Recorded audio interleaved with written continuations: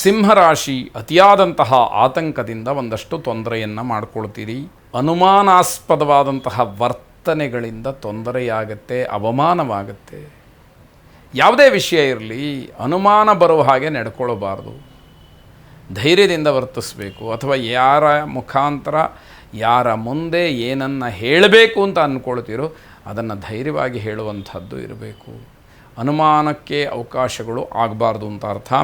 Commission ಏಜೆಂಟ್ಸ್ಗಳಿಗೆ ಹಣ ನಷ್ಟವಾಗ್ತಕ್ಕಂತಹ ಸೂಚನೆ. ಸಣ್ಣ ವಿಚಾರಗಳಿಗೆ ಪ್ರಾಮುಖ್ಯತೆಯನ್ನು ನೀಡಬೇಡಿ. ಏನೋ ಒಂದು ಮಾತಾಡ್ತಾ ಇರ್ತೀರಿ, ಸಣ್ಣ ವಿಷಯ ಏನೋ ಬಂತು, ಅದನ್ನೇ ದೊಡ್ಡ ವಿಚಾರವಾಗಿ ಬೆಳೆಸ್ತಕ್ಕಂಥದ್ದು, ದ್ವೇಷ ಸಾಧನೆ ಮಾಡ್ತಕ್ಕಂಥದ್ದು ಖಂಡಿತವಾಗಿ ಬೇಡ. ಅದರಿಂದ ಬೇರೆ ಕೆಲಸಗಳಿಗೆ ತೊಂದರೆ ಆಗತ್ತೆ ಅನ್ನುವಂಥದ್ದು ಎಚ್ಚರ ಇರಲಿ. ಕೆಟ್ಟ ಜನರ ಸಹವಾಸವನ್ನು ಮಾಡಬೇಡಿ. ಕೆಟ್ಟವರು ಅಂತ ಗೊತ್ತಾದಾಗ ಅವರಿಂದ ಅಂತರವನ್ನು ಕಾಯ್ದುಕೊಳ್ತಕ್ಕಂತಹ ಕೆಲಸವಾಗಲಿ. ಆಗ ನಿಮ್ಮ ಅಭ್ಯುದಯಕ್ಕೆ, ನಿಮ್ಮ ಒಂದು ಕೆಲಸದ ಗುಣಮಟ್ಟಕ್ಕೆ ಅನುಕೂಲವಾಗುತ್ತೆ ಅನ್ನುವಂಥದ್ದು. ಹೃದ್ರೋಗಿಗಳಿಗೆ, ಹೃದಯ ಸಂಬಂಧಿ ಕಾಯಿಲೆಯಿಂದ ಬಹಳ ದಿನಗಳಿಂದ ನೆರಳುತ್ತಾ ಇದ್ದರೆ ಅಂಥವರಿಗೆ ತೊಂದರೆ ಆಗುವ ಸೂಚನೆ. ಎಚ್ಚರಿಕೆಯನ್ನು ವಹಿಸಿ ಎನ್ನುವಂಥದ್ದು. ಕುಬೇರನನ್ನು ವಿಶೇಷವಾಗಿ ಪ್ರಾರ್ಥನೆ ಮಾಡಿ ಶುಭವಾಗಿ. ಕನ್ಯಾ ರಾಶಿ, ನಿಮ್ಮ ವೃತ್ತಿಯಲ್ಲಿ ಒಂದಷ್ಟು ಕಷ್ಟದ ವಾತಾವರಣವನ್ನು ನೋಡಬೇಕಾದಂಥದ್ದು.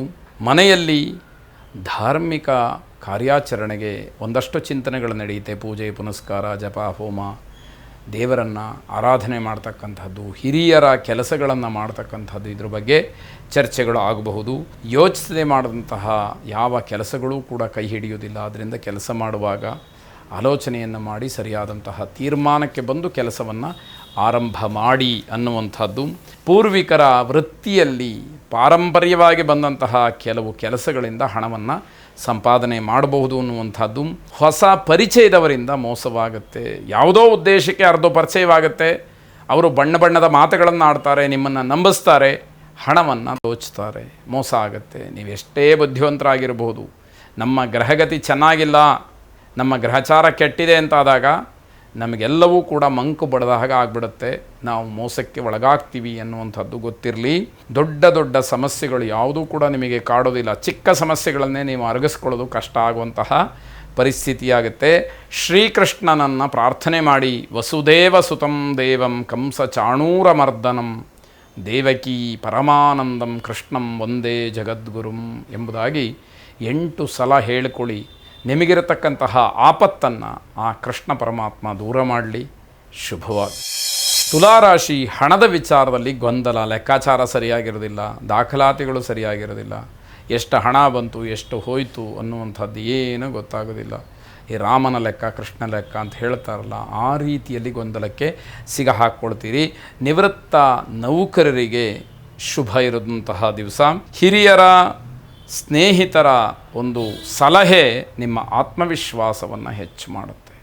ದೊಡ್ಡವರ ಮಾತೇನಿದೆ ಅಥವಾ ಆತ್ಮೀಯರ ಮಾತೇನಿದೆ ಅದು ನಿಮ್ಮಲ್ಲಿ ಒಂದಷ್ಟು ಧೈರ್ಯವನ್ನು ಹೆಚ್ಚು ಮಾಡ್ತಕ್ಕಂಥದ್ದಾಗುತ್ತೆ. ಕೋರ್ಟಿನ ವ್ಯವಹಾರದಲ್ಲಿ, ಕಾನೂನಾತ್ಮಕವಾದಂತಹ ಹೋರಾಟದಲ್ಲಿ ಹಿನ್ನಡೆ ಆಗುವ ಸೂಚನೆಗಳು ಹೆಚ್ಚಾಗಿದೆ.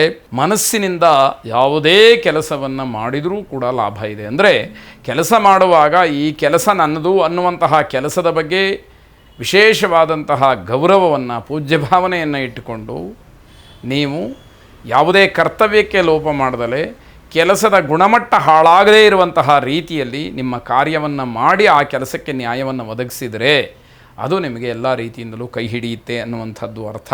ಹೊಸ ಜನರ ಸಂಪರ್ಕ ನಿಮಗೆ ಸಿಗ್ತಕ್ಕಂಥದ್ದು. ಅದರಿಂದ ಬೇರೆ ಬೇರೆ ನಿಮ್ಮ ವ್ಯವಹಾರಗಳು ಕವಲು ಹೊಡ್ಕೊಳ್ಳುತ್ತೆ.